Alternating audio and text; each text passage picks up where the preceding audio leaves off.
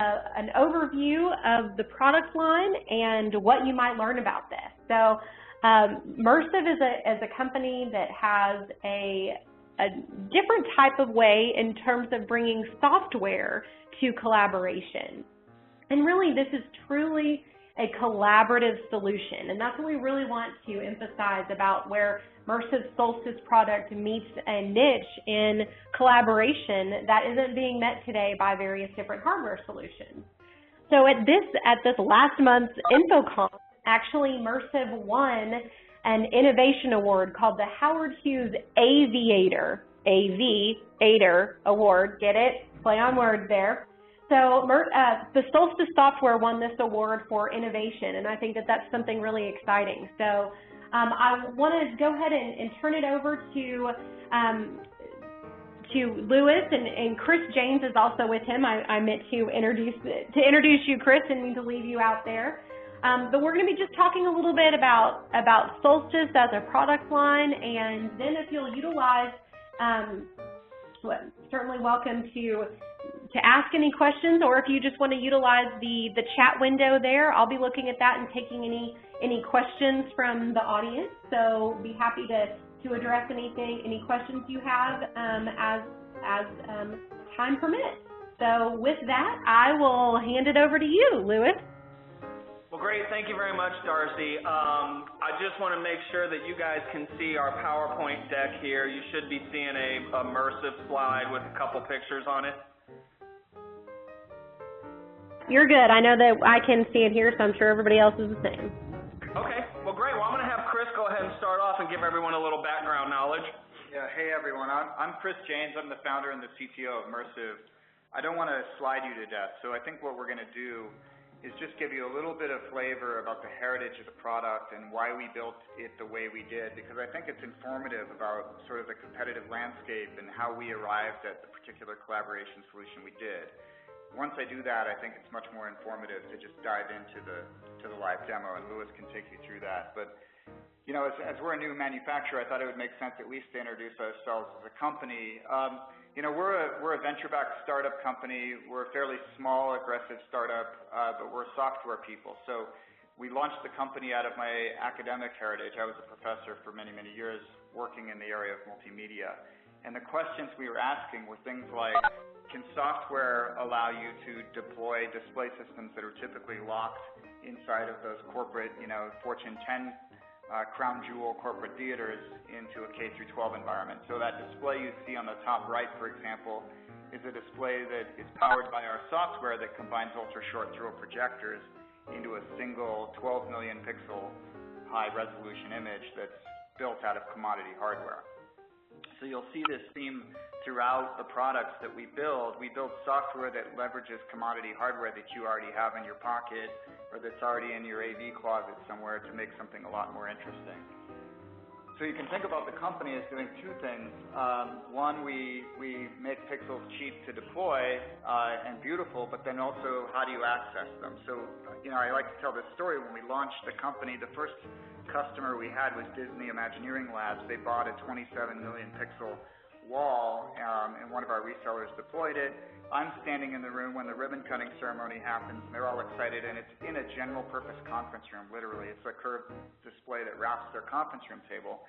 And it was designed for theme park visualization, but at the time, these are all software guys. They say, well, now that we have so many pixels, how do we get all of our laptops on there at the same time? And I realized, you know, unfortunately, they would have to go buy a very high-end video switch system to get access to that thing, and it probably would end up costing more and being more complicated than the display itself. So that year, we wrote a proposal to the National Science Foundation and said, there's a huge opportunity here for software to sort of take command of the pixel landscape.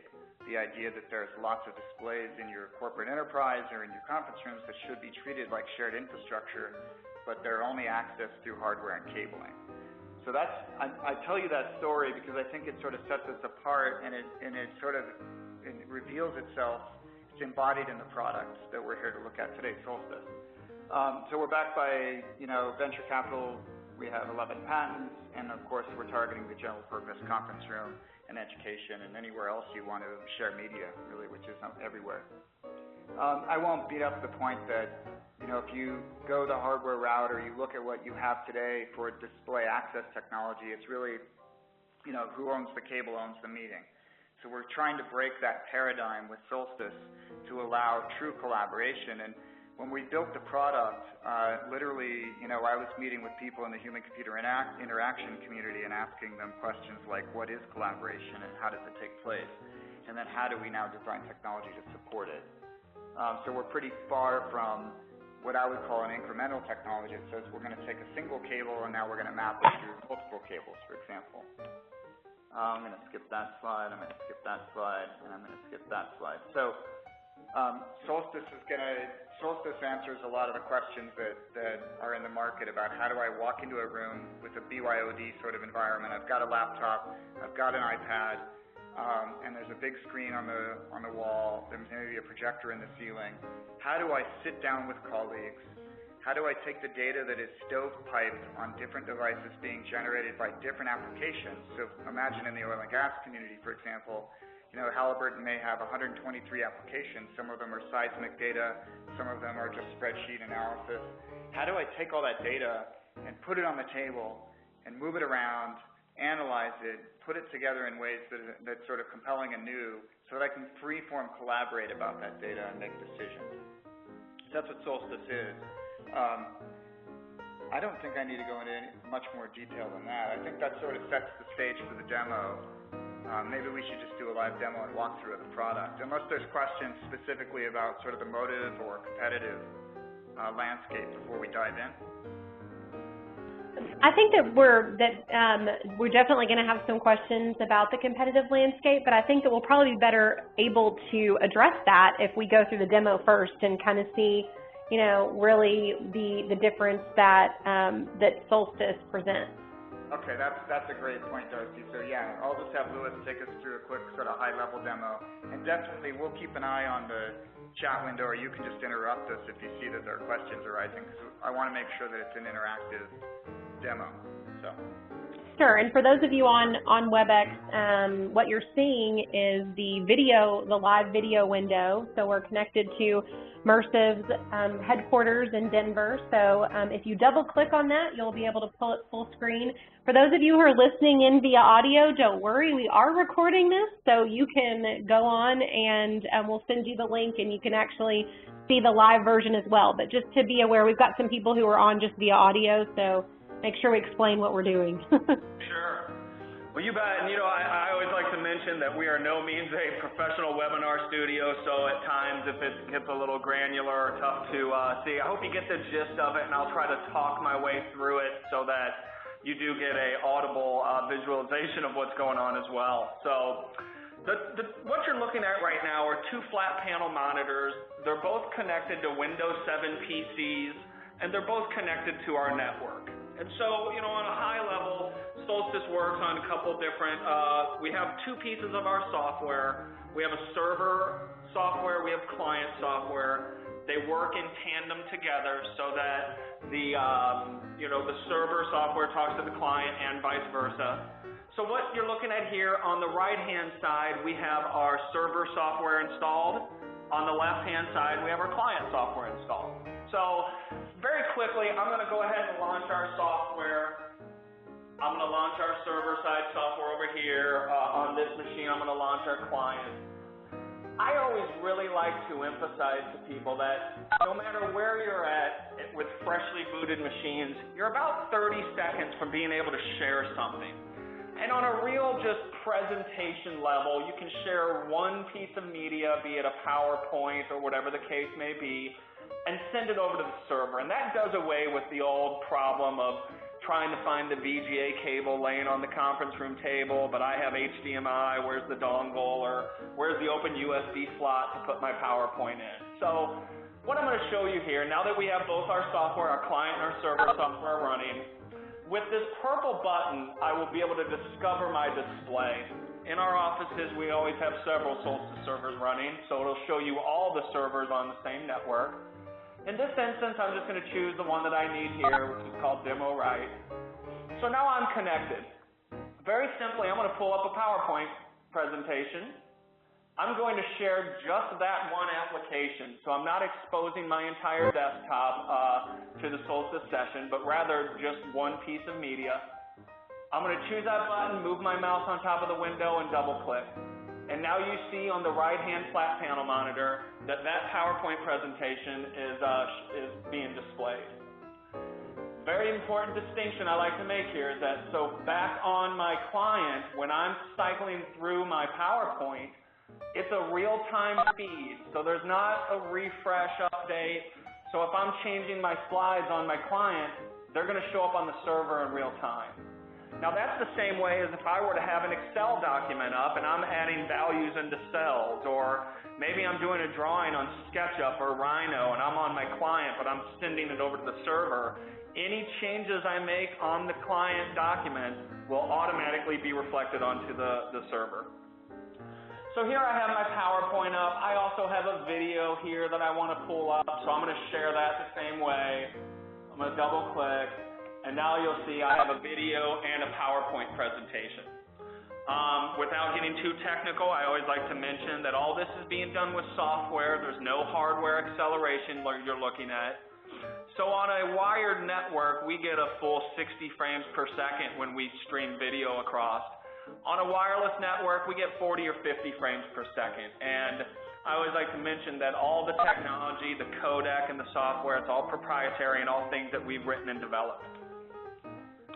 So we have several different ways to post media from our Windows client. I can share just the application. I have the option of sharing pictures from file. So if I wanted to share a large data set or maybe some high resolution photography, I can select those there. It's going to read them from file and render them over and keep their native resolution. So you're not going to compromise that photo by opening it up on the client, but rather you're rendering it from the client and sending it over. So I'm going to do that. So now you see I have 4 pieces of media. I have a movie, a PowerPoint, and two pictures. Now the third way I can post from my Windows client is I can just share my entire desktop. That's the third button here. So now if you're looking on here, I have my entire desktop shared, a couple pictures, a movie, and a PowerPoint. A big distinction to make, and I'm only using one sentence here, but with Solstice you can do...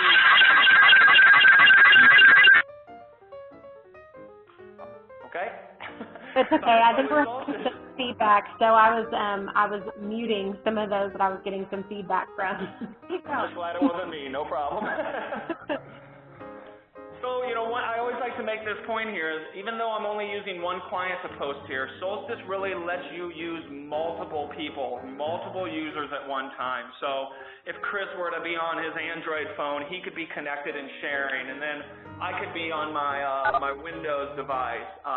We can have people on iOS, iPhones, iPads, Androids. OS X will be out here shortly. So that to really encompass that BYOD initiative, to walk into a conference room, whatever's in my briefcase, my pocket, I can pull it up, connect instantly, and share onto the server. So now we have a couple pieces shared. I'm just going to go over some of our default layouts. I showed you up here on the left or on the right-hand side. We call that our layout panel. Gives you 5 default options to change the layout. The top one is just a presentation layout. It shows one piece of media at a time. Back on my client, I can cycle through those one at a time by using the arrows down on the bottom. I do have the option, the next layout button down is called quad layout. This picks 4 pieces of media and shares them at one time. Same functionality with the arrows down below as I can cycle through what's being shared at once. And I always like to make a point that I can drag another icon on top of one of these ones. So even though it's set on a defined amount of media being posted, I can determine which ones I want on there. So everything is fully customizable. The next button down is what we looked at initially. This is a view all. This is going to show every piece of media, whether it's one media element or 50 media elements. It'll rescale them down to show everything. Next button is flip book. This is very similar to the presentation mode with the added advantage of seeing what comes before and after the media element that's out in front. And same functionality with the arrows down below. Now, what I really feel separates us from a lot of our competition is this last button. It's a free form or a roaming layout. What this allows me to do is to be able to go ahead and resize my media and move it around wherever I want it. So I can go ahead and take every piece of media that I have here, change its size, position it exactly where I want to, and basically create a customizable canvas with the shape and size of everything I want on there. And I know we use that a lot in our offices. If we're having a meeting and we're going to put up some sort of analytics, whether it's a spreadsheet, a chart, a graph, we can really position and place things exactly how we want them so that when we go in to digest that information, it's very easy to see in a way that we want to digest it. So it's 100% customizable, dynamic landscape. Each user decides how it looks and how it's presented. Yeah, and I'll say that the metaphor that was used to drive a lot of these features is really, if you look at how people collaborate analog style with paper on a table, I can put a piece of paper down, Darcy can pick it, move it out of the way and say, hey, let's put these two things next to each other and talk about them for a minute. That's the intuitive way that we wanted to get this layout control to work, and especially if you're using a multi-touch device like your iPad, all those things that he's doing now to move and scale are all driven by multi-touch on those devices. And that's about it from our Windows client. I'm going to change the view once again and go over to an iPad that I have hooked up here. So we're going to switch over and should be seeing an iPad. It's very similar. There are a couple differences on how, the iPad interacts. And like Chris mentioned, you're using your fingers and your hands. You're not using a mouse. So it's a touch-enabled device. Gives you a different sensory feel when you're actually using it with Solstice, because you get the feel of moving things around. It feels a little more intuitive when you're using your fingers and hands. From a launching standpoint, same thing. I'm going to go ahead and launch the client. Same exact purple connect button connects me and shows me everything or the servers I can connect to. I'm going to choose one here. Oops, I choose the wrong one. There we go. And so, right off the bat, you notice, even though I've not shared anything from this iPad, all my icons are down below. So I can go ahead and grab one of those. Now, if I want to move it around, I'm just using my touch-enabled screen here. I'm moving it around. If I want to make it bigger, I'll pinch it out. If I want to make it smaller, I'll pinch it in. So it's a real intuitive use on, how we use and manipulate everything on a touch-enabled device. And this is very similar to the way the Android client works. Notice on the right, we have all the different options for layouts, just like on all the other on the Windows client. Now with the iOS device, we have really two options on how we can publish media. The first one is anything on my camera roll. So if I took a picture and we want to look at it, I can just touch that picture, and now it's going to be sent over to the server to go ahead and be able to be used. Now, one of the restrictions that Apple put on us about developing with their software is we can't share applications inherently. So I can't pull up a PowerPoint and just share the PowerPoint on an iOS device. Now, that's an Apple restriction that we kind of had to work around. So what we've done, the other way to share on this device is this plus right next to the purple button. If I go ahead and launch that, it's going to bring up a splash page that we went ahead and bookmarked some cloud-based services. As well, up at the top is you have your full URL, so you can hit any browser and share whatever's on that browser. But the workaround that we've put in is that to share that PowerPoint or that Excel document or maybe Word, since I can't do it inherently on the iPad, I can put it in Dropbox and share it from Dropbox or SugarSync or Google Drive or really any cloud-based server, anything that can be hit by a browser. I can then see it from there. Yeah, part of the motivation here for this feature in the product is really driven by customers. So, if I met with people in like consumer packaged goods and asked them, well, how do you use the iPad in a meeting today? Well, it turns out that almost never are you storing on the iPad important documents. They're stored in a corporate server somewhere that can be accessed through the web. So that's why we ended up building basically a web browser into the product that you can toggle on and off. So as long as you can get to it on your corporate network, and it's a PDF document or a PowerPoint presentation in Dropbox or whatever it is, we built in just sort of a networked way to pull data into your browser to act as a relay back to the local screen. And one thing to note is if I have a PDF as an attachment to my email, I can bring up my email and long hold that PDF attachment. You'll get a dialog box that says open with. One of the options will be Solstice. So you can select right there from your email and go ahead and share that document, right from your email with a long hold. And guys, that's about it from just a very high level, demo of how it works. A couple key points to kind of go over. Multiple users simultaneously manipulating, changing, and reshaping and sizing the data at once. So Chris and I both could be moving things around simultaneously. The product is a pixel stream, so no data is actually transferring locations, but rather the data on my laptop or my iOS device is just being streamed over. And that's a very important distinction to make from security standpoint that, whether it's a high resolution or a high price data set from a drill site or whatever the case may be, the information stays local on my machine. The pixels of that information actually get transferred over. So I think that's probably enough of a demo to at least get questions started, right, Darcy? No, I think that sounds good. I think the key sort of takeaway here is that our industry as AV, we've moved over the last few years from what was really centered around presentation to being something that's more centered around collaboration. And if 10 years ago, when you're looking at corporate boardrooms, auditoriums, houses of worship, it's a lot of presentation-based systems. And now, while presentation-based systems are still very important, we have so much more opportunity when it comes to collaborative type environments. And I wonder if you could maybe, obviously as a startup and one that's well funded, just speak a little bit to the market opportunity that exists around these collaborative environments. Oh, that's a really good point, Darcy. I guess there's a couple points I'd make that are along the same veins, and then I'll get to your specific comment about the collaboration versus presentation. One is we're computer scientists by background, so we've approached the problem completely differently than what a traditional AV company.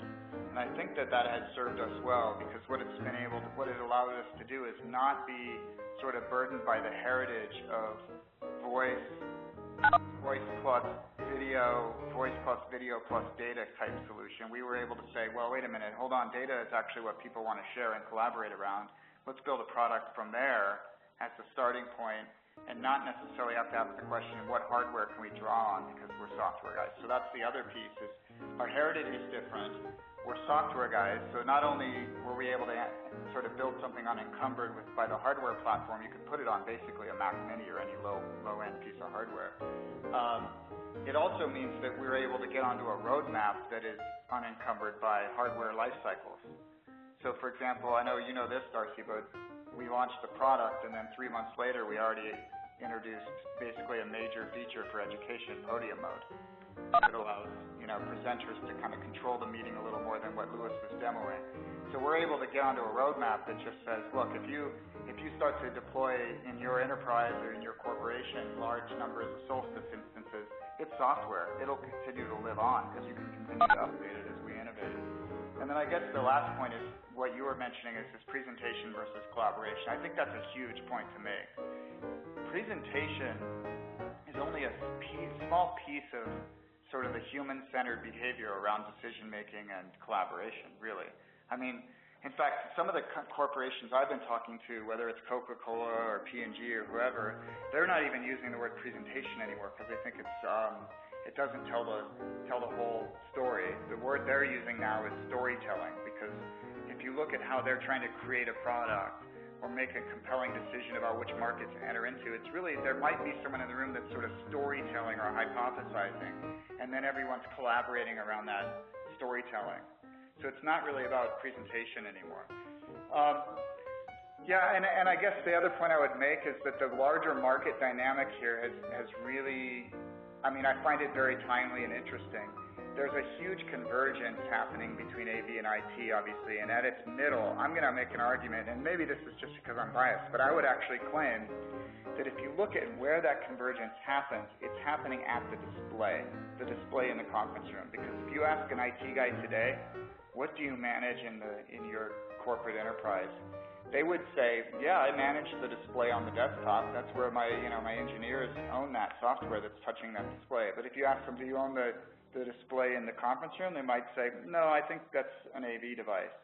Do you own the smart TV that's got software running on it, hanging in the conference room? Well, yeah, I probably own that. That's the convergence point, is software-driven displays that are shared in those conference rooms, nooks, team centers, wherever that might be. So for us to be introducing this software right then and there, I think it's a huge opportunity for both on the sales side, on what the corporation expects. How can we, if we were a pure hardware solution, for example, some of the competitive products like a Barco QuickShare box, to convince an IT guy that he's going to adopt that as a technology and put it into a conference room where, one, it's not going to have a traditional software roadmap, two, it can't be managed by traditional IT practices, and three, it's a hardware that actually comes out of a different space than they understand. I think that that's a key advantage that we have as a team going into those sales events. Does that help, Darcy? Does that answer sort of what you were hinting at? Yeah, I agree with you, and I was actually making some notes about the convergence happening at the display, because I think that's very telling. We've certainly been talking about AV-IT convergence for quite a few years, and on this call today, we've got a mix of more traditional IT resellers and more traditional AV integrators. So we're definitely converging on the fact that we're all interested in this technology and what it brings. I always want to get your thoughts on what the market opportunity is, because I think that as whether it's an IT VAR coming from that direction of what's on the network, or if it's an AV integrator coming from those presentation environments, looking at what the market opportunity looks like is the way that we start to derive that messaging to the customer and ultimately create a lot of demand for this type of technology. Yeah, that's a good point. I think there's a couple axes to come at it from. One is if you're a traditional IT reseller, this is a traditional IT play for you because you can sell it as software. If you've got a customer that's got PCs already in their conference rooms, this is just a pure software download that they have to manage. We have on the roadmap centralized IT management dashboard for the enterprise. Right now, we're building it as we speak. So we've been running pilot studies with both the government and large corporations in sort of that IT space, and the feedback they've been giving us is, wow, it's not only an advantage to be able to manage access rights and what the background screen looks like from a central location on my network for hundreds of these Solstice displays, but it's also an opportunity because you can collect use data about what's the ROI for all those displays. How long have they been used? Are they being used? Who's using them? What teams are using them? So we're building that out now. That's a pure IT play. If you're a more traditional AV integrator reseller, you can now add value by taking this software, speccing a PC, pre-installing it for a customer that doesn't want to think about that, pre-configuring it, and dropping it in the room as a piece of hardware as well. And then, of course, it creates all kinds of value add on the display side, because there's a really interesting virtuous cycle that happens when and I'm seeing it every day because we sell both products, when you are able to share lots of data very seamlessly and easily without headaches and cables and video switches, then immediately customers say, I need more displays. I need a bigger display. I need more seamlessness. I need 11 million pixels. I'll give you an example. We sold to a government agency that does map data analysis. They bought a couple displays from us. We launched Solstice. They buy Solstice, and now they're literally talking about buying hundreds for the same exact facility. It's just now they're going to cover their walls with displays because the access problem is solved for them. So I think it's a pretty compelling opportunity. Specific markets, maybe I'd say obviously we're getting a lot of excitement from any enterprise that has visual data as a piece of their decision-making process or their creative process is huge. So it's architecture firms and consumer packaged goods, oil and gas, scientific data analysis, engineering companies, and then also education as well. So that it's all that plus, now you're lecturing and educating. No, I think that's a great point. We traditionally in the Southwest, especially with a big state like Texas, and we've also done quite a bit through New Mexico and Colorado and into Arizona as well. There's been a lot of AV and collaborative products that we have worked through the education market. So to that end a little bit, have you had specific wins? I know that there's been a couple of higher ed institutions that you've been working with thus far, but it's always great to hear about some wins in applications that our resellers are familiar with. So yeah, that's a really good point. I wish I could tell you. I mean, the product just got launched, and we have a PO imminent. I can't really tell you who it is, but it's a very large, prestigious higher ed institution. So as soon as that happens, we'll definitely share all that data with you. The thing I can say is that's my market. That's what I came out of. I was a professor for 9 years and went to grad school, so I've lived that space. And what's been happening there is that it's not really just about the presentation in the classroom, because that's a pretty good a market opportunity. The size and number of smart classrooms is, it's large. It's a large market. But as soon as you start to look at what the trends are in higher ed, it becomes more exciting, because they're saying, well, maybe we have 150 smart classrooms that we want to outfit. But as soon as you say, well, it's just software, and the price points are compelling enough that you can now say, well, geez, our students sit around these Nook tables right now and just in an ad hoc manner want to share PowerPoint to collaborate, or they're working on a spreadsheet together for business school. Can we start to outfit Solstice in the library, in all the conference rooms near the student center? Can we put them? And that to me starts to become really exciting. It's more like now you're outfitting what I would call the grander sort of scheme of pixel landscape over a large community of users. So you're a student on a campus now. You have an expectation with your iPad that when I go to the library, I'm going to find a display that I can use. Or I go to a classroom and I can interact with a professor in the same way using the same software. And I guess that's a point we haven't made yet, but it's one that I've heard over and over again, is the idea that the user interface is the same regardless of what room I'm in is really compelling. I mean, it's why Crestron and some of the AV companies were so successful partly. Well, I know, Chris, you hinted on this a little bit earlier with Lewis about maybe some competitive positioning, and we certainly don't ever want to sell on what we do better than, but I think that there is a lot of chatter in the market right now about some of these more, well, there you go. See, there that's perfect. So let's just look right there at that competitive matrix, in fact, that any of your total RSMs will be happy to send you a copy of, for that matter. So yeah, great. So, I kind of divide it up into, these are what I would call the big three competitors right now. Barco ClickShare is probably the most competitive product there. Luckily for us, it's a hardware solution. So, if you look at the left column, those are all the features. I think at the high level, I don't need to necessarily go through all that. One is our solution's more performant. So because we were able to start from scratch and we had enough funding from the U.S. intelligence community to build out our video streaming architecture, we didn't have to use something that's in the public domain. So Barco ClickShare is built on what's called Motion JPEG. It's an open source way to compress video it's about a decade old. We went and built from scratch what I call a preemptive video encoder that's really fast. So we get a higher frame rate, we're more performant, and we're not limited on things like the number of users, the number of posts that a user can create. Whatever your network supports, you can continue to do it. that's really a reflection of software versus hardware, I think, because if you build a hardware platform around a solution, then you're going to have to limit it to that hardware platform. So they're limited to 4 simultaneous users. Once in a while I'll hear, hey, are they simpler than you guys? I don't know. I don't think so. I think if your goal is to come into a meeting and push your PowerPoint to a screen, we're as easy to use as QuickShare. You click a button and you click share and you're done. Your stuff's up on the screen.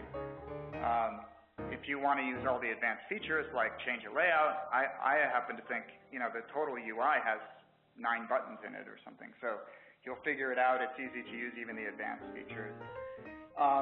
The cost for additional clients, our clients are all free. So you download them from an app store. You download the Windows 7 or the Mac OS X client, I guess starting Monday, from our webpage.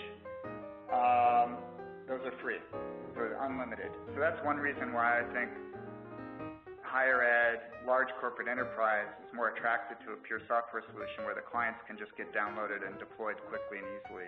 If you're limited to whatever buttons you have in the room, those buttons can walk and they cost $400. Our latency, actually, I'm really proud of our latency. When I say latency, what I mean is the time I type something on a spreadsheet versus the time it gets updated on the shared screen. That's critical to get that right, because the thing I heard in that sort of year of feedback from customers before we even started to build the UI was, I want interactive rates. If I'm going to type something and someone's collaborating around a spreadsheet and I update a cell, it better update in a way that makes me think I'm basically sitting at that same PC. So our latencies are less than about 20 milliseconds. That gives us really good interactive rates. On a Barco ClickShare system, it can be as high as a second.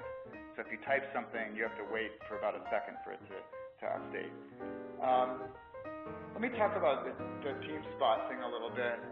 So they built that. I actually know some of those guys, it turns out. I didn't know this until recently, but they came out of the Stanford Research Lab. I know the advisor of one of the guys that built that company. They focused on the higher ed use case, and they approached the technology layer is completely different. So what they'd have to do is you copy files to a shared PC, and then that PC is responsible for rendering them, and then they basically have written a mouse driver that allows me to click stuff on that PC and interact with it on the native side of the application layer. So why does that matter? Why does that matter? Well, one is you're copying data. So some of the feedback I was getting from the folks like at Halliburton was that they don't want you copying data. That's not a good thing. Rendering pixels on a shared screen, that's fine, but the data set itself has to live on a particular place. It can't be moved. Secondly, there's a massive amount of latency. If I'm looking at a drill well and it's a terabyte of data, for me to put that on the shared space with TeamSpot and then be able to manipulate it as a team, we have to copy a terabyte of data to that server. That takes tens of minutes potentially. So I don't think that it's necessarily a good fit for the enterprise applications. For small teams in the education space, I think we're competitive with them. That's sort of how I think of their product. And then WowVision is a full-featured kitchen sink product. It's very expensive, and it's very hard to use. And I'm just repeating what I've heard, because I actually, to be honest, I've only used it in a limited way. But I've met many, many customers that say they have the system and they can't get it to work. I mean, it's to the point where you're opening Linux windows and things like that. So unfortunately, I also know one of the founders there. They're really, really smart guys, but they didn't focus at all on the user interface or the user experience. It was really more about building a lot of functionality into a complicated product. Our mantra here, and maybe it's a little bit dogmatic, is if we can't build it simply, we're not going to build it. Because I don't want to become a kitchen sink AV lookalike product. I want it to be anyone can use it. There's almost no support. It's deployable almost anywhere, and it gets you 99% of the way there. That's our goal. So I hope that helps. I'm sure Darcy can distribute this document in detail, but I don't think we need to go through it in all its detail. But it covers everything from, what's the deployment look like, what's the cost, and then the performance and then usability features. No, I think that's great. We'll certainly share that with anyone. I bring it up only, of course, because we're coming off of a large industry trade show where there's been a lot of discussion about several of these products. So I appreciate your insight into that, Chris, definitely. Yeah, and the one that's not on here that got launched at InfoComm is Crestron's, I don't even remember what they call it, AirPlay, right? I call it the A-Wind product because it's actually built on a product from a Taiwanese company called A-Wind that actually now has been bought by Barco. So it's basically ClickShare Lite. And I think if you saw a demo at InfoComm, it also is limited to 4 users. It's not an accident that it has sort of a functional lineup with ClickShare because they both are basically licensed the same technology based on this Motion JPEG platform to build it. So, to me, it's sort of like, well, you can get it in the big ClickShare box, or you can buy the Crestron little lightweight version of ClickShare, but they have the same limitations. Okay, I just got a good question that I thought I would pass along is for the resellers that are on this call, you can go in to the Mersive website and download a 30-day trial. You can also go into an app store or through your Android-based device and download a free client that allows you to control it. But how do you think that with those two options, what are the best ways for these integrators to be able to not only prospect for potential clients that are amongst their customer list that might be appropriate for this technology, but then to actually demonstrate it for them? What are we've talked about a lot of different options, but who should we focus on and what's the best way to demonstrate? Okay, that's great. Let me answer the demonstrate question because I think that's a little easier for me. I think my favorite way to demo Solstice is to download the trial onto a laptop, because what that just did is it gave you a portable screen that's sort of the shared screen. The thing we're showing on the right is now your laptop screen. You can have an iPhone, an iPad, or even a second laptop that then shares to that screen. So that's like demo light to go. You can take it anywhere. Set it up in anyone's room. If you find a conference room, your customer has a conference room with a flat panel hanging on the wall, all you have to do now is plug in the video output of that laptop to that big flat panel, and you get a more compelling, sort of more in situ demo that the customer will absorb quicker, I think. But it gives you a lot of options. I think it's definitely the best way to be demoing. It does necessitate you having a second device for the client, like your phone or your iPad or something, but I think it's a good way to go at it. Now, how do you focus efforts? Well, I can tell you what we're learning, and I'm not a sales guy. I wish Rob was on the call because he probably could answer this far better, but I'll tell you what I've learned. Higher education is very excited about what's happening, but it's hard to focus other than corporate enterprise and the general purpose conference room beyond that, because what's happening is everybody from banking and finance to consumer packaged goods to 50-person architecture firms are saying, we want a better way to put data on our screen that we already own. So I wish I could limit it for you more, but I actually think that's a good opportunity to go back through your customer list and say, well, where have I sold something into a conference room already? You can go back in and say, those flat panels that you have, here's a much better way to use them now. Or those projectors or that 3-projector blended wall that we built for you, and I'll give you an example. Diageo Liquor Brands uses our first product to blend projectors in a big theater down in Sao Paulo. The reseller that sold that has been back and said, let's run Solstice. Wow, look at how amazing that is. Well, now they're starting to deploy it in all their general purpose conference rooms. Yeah, and Darcy, I'll add on that. When Rob and I do go out on sales calls or sales demos, we do just what Chris said. Whether it's a laptop or a very small PC, and I'm talking 6 inches by 6 inches by 2 inches, the whole demo can fit in a backpack.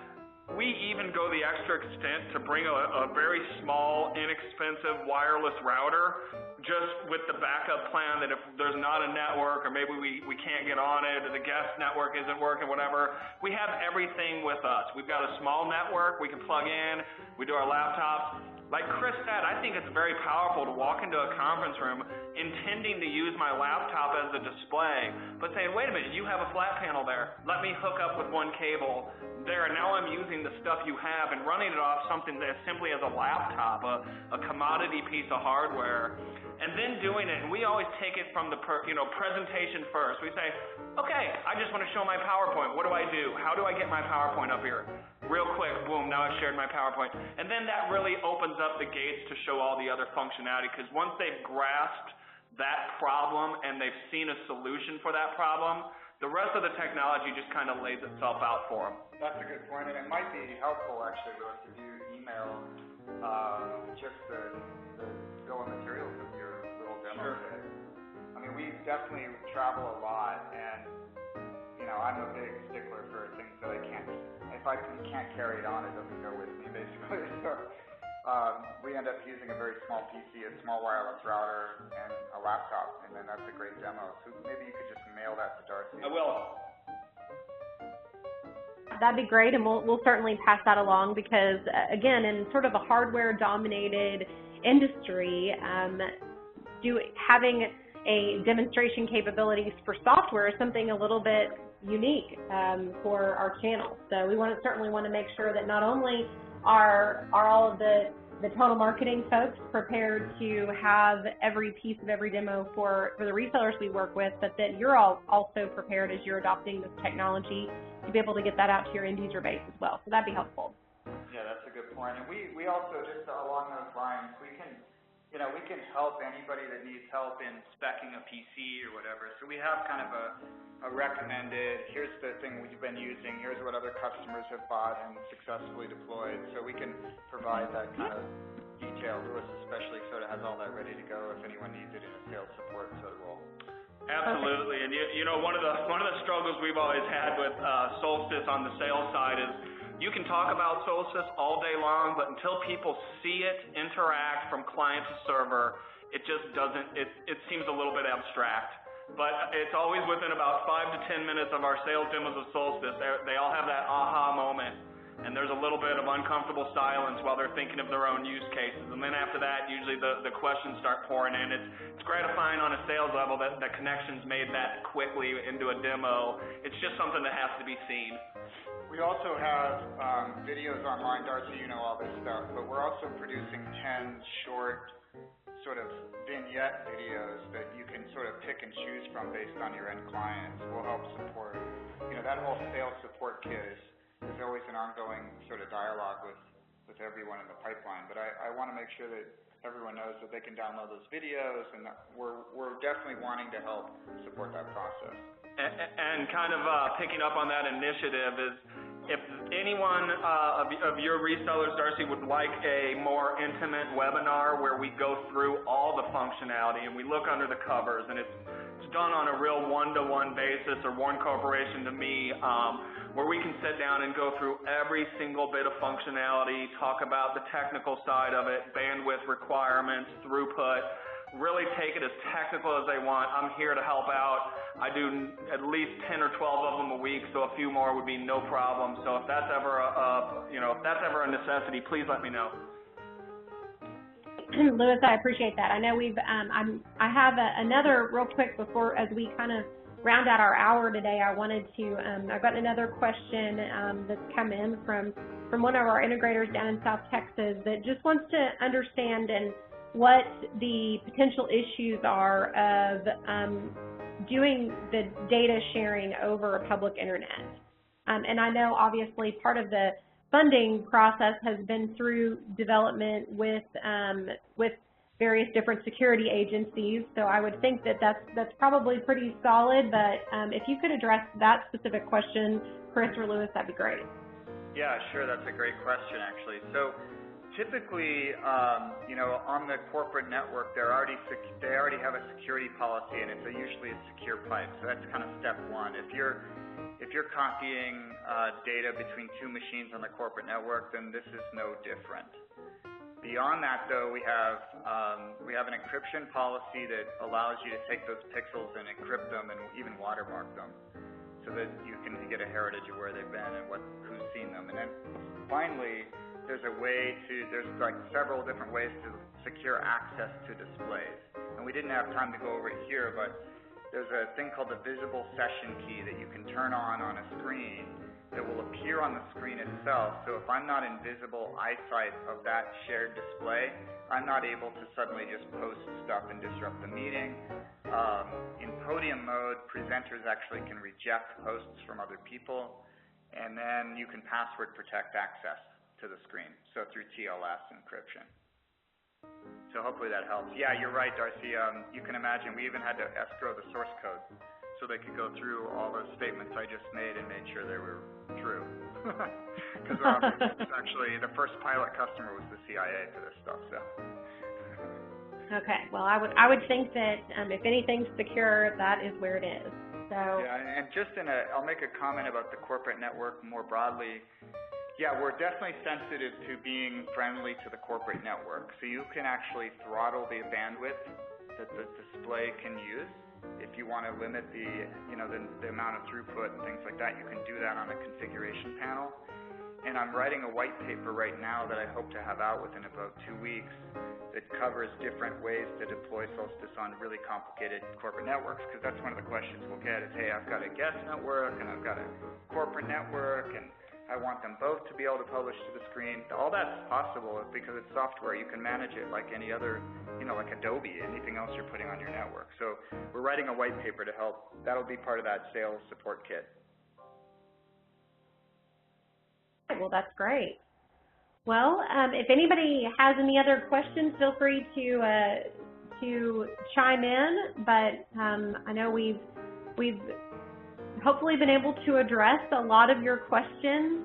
Please reach out to Total Marketing. We'll be happy to get you the appropriate links to videos and the 30-day trial and make sure that you can check out this technology. We love the idea of having software that is so easy to access and makes for a great way for you to demo product. And again, very excited about what Mersive is doing in developing this technology. I think there's a lot of opportunity, and we definitely want to help you get on board with taking this out to your customers. So please reach out to us and let us know. Again, we'll have this session that you can access, but thank you, Louis, for your offer. I'm sure that we have some folks who will take you up on that of getting more information. So please reach out to us, and thank you all for calling in this afternoon, and we look forward to doing some more business with Mersive and Solstice. And thank you guys for joining us today. No, thanks for everybody.